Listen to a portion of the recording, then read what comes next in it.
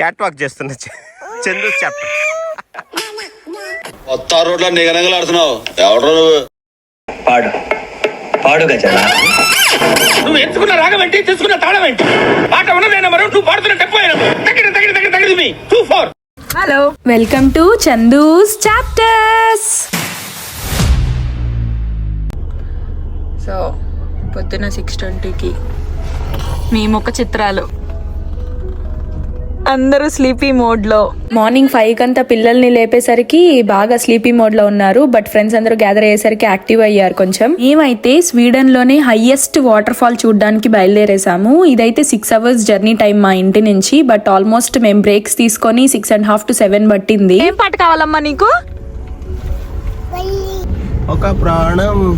పాడు పాడు గజల. Journey start అయ్యాక పిల్లలు పడుకునేసారని ఆల్మోస్ట్ 2 hours డ్రైవ్ చేసేసాము. సో ఫాలూన్ అనే ఈ ప్లేస్ దగ్గర బ్రేక్ఫాస్ట్ కి ఆగామన్నమాట. లాంగ్ జర్నీస్ కాబట్టి బయట రెస్టారెంట్స్ లో అలా ప్లాన్ చేసుకోలేదన్నమాట. బ్రేక్ఫాస్ట్ కానీ లంచ్ కానీ మేమే ఇంటి నుంచి ప్యాక్ చేసుకుని తెచ్చేసుకున్నాము, ఇన్క్లూడింగ్ కాఫీస్. ఇంకా బ్రేక్ఫాస్ట్ తర్వాత జర్నీ స్టార్ట్ చేశాక మాకైతే ఆన్ ద వే రాత్విక్ అనే ఈ ప్లేస్ లో సో ఇలా సోప్ బబుల్ ఫౌంటైన్ కనిపించింది అనమాట. సో పిల్లలు ఎంజాయ్ చేస్తారని ఇక్కడ ఇంకొంచెం సేపు ఆగి పిల్లలతోటి టైం స్పెండ్ చేసి వచ్చాము. ఏంటమ్మా ఇది?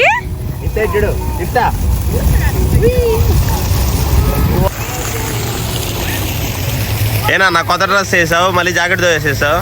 ఈ నార్త్ కచ్చరికి చలి. ఇక్కడ అలా ఫౌంటైనే కాకుండా ఇలా చిన్న చిన్న షాప్స్ ఉన్నాయన్నమాట. బట్ అన్ని పిచ్చ కాస్ట్లీ ఉన్నాయి. చిన్నవి అనుకోవడమే కానీ బాబోయ్ చాలా ఎక్స్పెన్సివ్ ఉన్నాయి. సో అన్ని ఒక రౌండ్ వేసి మళ్ళీ స్టార్ట్ అయిపోయాము. బట్ నాకైతే ఇలా హ్యాండ్ బ్యాగ్లన్నీ తగిలిచ్చి ఉండేది షాప్స్ అన్ని చూస్తుంటే బెంగళూరులో కమర్షియల్ స్ట్రీట్ గుర్తొచ్చింది అనమాట. ఇంకక్కడి నుంచి స్టార్ట్ అయిపోయి ఇంకెక్కడ ఆపలేదు, నేరుగా నేషనల్ పార్క్ వచ్చేసాము. సో ఇక్కడే అనమాట మన హైయెస్ట్ వాటర్ ఫాల్ ఉండేది స్వీడన్ లో. బట్ అక్కడికి వచ్చేసరికి ఫుల్ రెయిన్. ఫోర్కాస్ట్ లో కూడా చూపించలేదు అనమాట రెయిన్ ఉందని. సో అందుకనే మేము ప్రిపేర్ అయ్యి కూడా రాలేదు. ఇంకా కార్ లో ఉన్న ఏదో రెయిన్ కవర్స్ తీసి అలా మేనేజ్ చేసాము కొంచెం దూరము. అక్కడే లంచ్ చేసేసి చాలాసేపు వెయిట్ చేసాము వర్షం ఆగుతుందా అని. బట్ అసలు ఛాన్స్ లేదు. సో ఇంకా స్టార్ట్ అయిపోయాం అనమాట. ఇక్కడ ఒక స్మాల్ రిసెప్షన్ ఉంది. సో లోపలికి వెళ్ళి చూస్తే ఈ బ్యూటిఫుల్ పిక్చర్ అనమాట.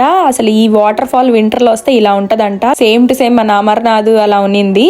బట్ ఇప్పుడైతే ఈ వాటర్ ఫాల్ కి వెళ్ళడానికి ఆల్మోస్ట్ 2.5 kilometers హైక్. ఇదైతే స్ట్రాలర్ ఫ్రెండ్లీ కాదనే చెప్పాలి. బికాజ్ అక్కడక్కడ పార్ట్స్ మరీ బురదగా అలా ఉన్నింది. ప్లస్ అప్స్ డౌన్స్ చాలా ఉన్నింది. సో స్ట్రాలర్ లో అయితే తీసుకెళ్ళి నిండలేము. అందుకనే మేము బేబీ క్యారియర్ యూజ్ చేసాం యుక్త కోసం.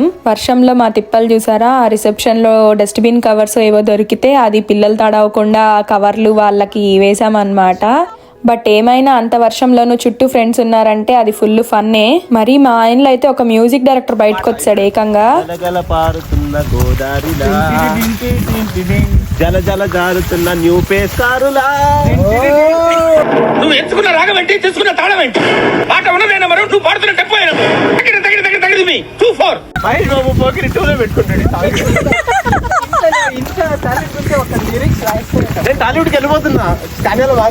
అక్కడ వర్షానికి పాత్ ఇలా తయారైందా లేకపోతే రెగ్యులర్ గా కూడా ఇలాగే ఉంటుందా తెలియదు కానీ. సో బెస్ట్ అయితే పిల్లల్ని చేతులతోనో లేకపోతే బేబీ క్యారియర్ తో క్యారీ చేయడం. స్ట్రాలర్ ఫ్రెండ్లీ అయితే అస్సలు కాదు.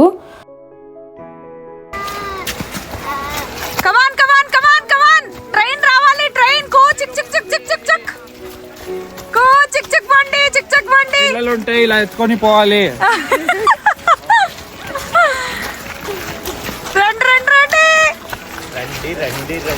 దయచేయండి. మీ రాక మాకు ఎంతో శుభం. కొత్త రోడ్లో నిగనగలాడుతున్నావు. ఎవరు నువ్వు? మా క్రేజీనెస్ చూసి ఇల్లు కూడా క్రేజీ అయిపోయారు. మొత్తానికి ఒక 1/4 డిస్టెన్స్ నడిచేసరికి ఈ బ్యూటిఫుల్ సీనిక్ ప్లేస్ కనిపించింది. సో ఇంకక్కడ ఎంచక్క అందరం ఫోటోలు దిగామన్నమాట కొంతసేపు ఆగి. ఆల్మోస్ట్ దారంతా కూడా ఇలా చిన్న చిన్న కాలువలు ఇంకా చిన్న చిన్న వాటర్ ఫాల్స్ లాంటివి కనిపిస్తూ వచ్చినాయి. కానీ మా బుడ్డిది మాత్రం అసలు హైలైట్. ఏ మాత్రం ఇబ్బంది పెట్టకుండా అందులో చక్కగా కూర్చునింది. లేకపోయింటే అసలు మేము నడిచే వాళ్ళమే కాదు ఆ వర్షంలో. ఇదైతే one of the view point అన్నమాట, హైయెస్ట్ వాటర్ ఫాల్ చూడడానికి. కానీ ఇక్కడి నుంచి అయితే ఇంకా కూడా ముందరికి వెళ్ళొచ్చు. సో క్లోజ్ గా వాటర్ ఫాల్ దగ్గరికి దగ్గరికి వెళ్ళంగా పాత అయితే కొంచెం కష్టంగానే ఉన్నింది, జనరల్గా వాక్ చేయడానికైనా స్లిప్పరీగా ఉన్నింది చాలా. సో ఫైనలీ అయితే మేము ఆల్మోస్ట్ క్లోజ్ బై రీచ్ అయిపోతున్నాము వాటర్ ఫాల్స్కి. సో ఇదన్నమాట స్వీడన్లో హైయెస్ట్ వాటర్ ఫాల్. చెప్పాలంటే ఇండియాలో ఇంకా ఇంతకంటే పెద్ద వాటర్ ఫాల్సే ఉన్నాయి కానీ బట్ స్వీడన్లో ఇదే హైయెస్ట్ వాటర్ ఫాల్ అంట.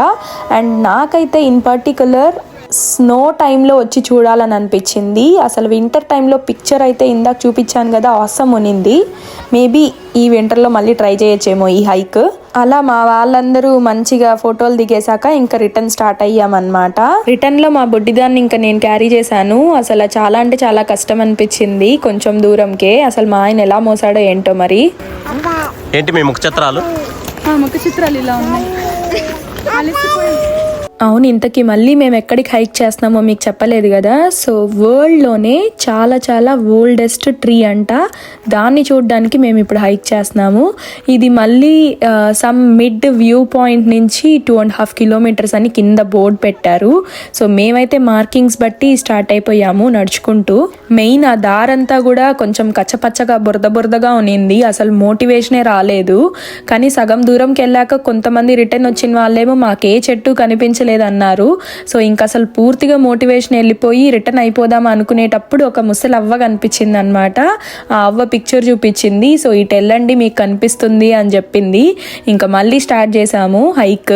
కీర్తి ఒకసారి పడిపోయి కూడా మళ్ళీ పడిపోయింది చెట్టుని చూసేకి మోటివేషన్ తో. అదో బాబా బురదేది బాబాయ్, అది మోటివేషన్ అంటే. కమాన్ కీర్తి. మా ఆయన ఆల్రెడీ యుక్తాన్ని ఎత్తుకునేసరికి నేను ఆయన హెల్ప్ అడగలేక ఇంకక్కడ నాతో పాటు ఎక్కే వాళ్ళని హెల్ప్ అడిగి ఇలా రాళ్ళు ఎక్కానమాట. మేమైతే నిజంగా ఈ హైక్కి ప్రిపేర్ అయ్యే రాలేదు, పాపకు కూడా ఏమీ క్యారీ చేయలేదు. ఇంకా దారి పొడుగున బ్లూబెర్రీస్ కనిపించాయి. సో ఇంకా అవి పెట్టి ఫ్రూట్ కింద కానిస్తూ వచ్చామన్నమాట. కాకపోతే ఒక్కటి వర్స్ట్ పార్ట్ ఏంట్రా అంటే ఇక్కడ ఎక్కడా కూడా మార్కింగ్స్ లేవు, ఏ డైరెక్షన్లో వెళ్తే ఏం చూడొచ్చు అని. ఆల్మోస్ట్ వచ్చే ప్రతి ఒక్కరిని అడిగామన్నమాట. సో కొంతమంది అయితే రైట్ డైరెక్షన్ ని గైడ్ చేశారు మాకు. క్యాట్ వాక్ చేస్తున్నా చందు చాప్టర్. సో అలా ఎన్నో తిప్పల తర్వాత మొత్తానికైతే రీచ్ అయిపోయాము. ఇదే అనమాట వరల్డ్లోనే ఓల్డెస్ట్ ట్రీ అంట. సో ఇక్కడ ఇప్పుడు మనం చూస్తూ ఉండే చెట్టు వచ్చేసి 400 years ఓల్డ్ అంట. కానీ ఇక్కడే వాళ్ళకి ఒక కొమ్మ దొరికిందంట, అదేమో 9500 years ఓల్డ్ అంట. ఆ కొమ్మ సైంటిఫిక్లీ టెస్ట్ చేసినప్పుడు. చెట్టు అయితే పెద్దగా లేదు కానీ కింద ఈ బ్రాంచెస్ మాత్రం ఫుల్గా అల్లుకునేసి ఉన్నాయి. మేబీ కొండ పైన కాబట్టి ఇంతకు మించి పెరగదేమో. అంత కష్టపడిన దానికి మేమైతే చెట్టును చూసేసాము. ఇంకా ఎక్సైట్మెంట్ తో రిటర్న్ అయ్యామన్నమాట. ఎక్కడం ఒక ఎత్తు అయితే దిగడం ఇంకొక ఎత్తు. సో ఎలాగోలాగా కష్టపడి కిందకైతే దిగేసాము మొత్తానికి. ఏంటి మీ ముఖ చిత్రాలు? అలిసిపోయి సొలసిపోయి చూడు, కాళ్ళంతా బురదలు అలా ఉన్నాయి. పిల్లలు కూడా బాగా అలిసిపోయారు, మా బుడ్డిది కూడా పడుకునేసింది. సో అలా మేమైతే రిటర్న్ అయిపోయాము. ఇదన్నమాట స్వీడన్లో లార్జెస్ట్ వాటర్ ఫాల్ యొక్క విశేషాలు. ఇంక ఇదే కాకుండా ఇక్కడి నుంచి మేము అలా ఓరేకి వెళ్ళి ఇంకా అక్కడ బ్యూటిఫుల్ వాటర్ ఫాల్స్ ఎన్నో చూసాము. ఆ వీడియోస్ కూడా నేను ఆల్రెడీ యూట్యూబ్లో అప్లోడ్ చేశాను. ఇప్పటి వరకు మీరు చెక్అవుట్ చేయకపోతే మాత్రం వెంటనే వెళ్ళి చూసేయండి. అలాగే మర్చిపోకుండా ఈ వీడియోకి లైక్ చేయండి, షేర్ చేయండి, కామెంట్ చేయండి, ఇంకా సబ్స్క్రైబ్ చేసుకోండి. Thanks for watching. Bye bye.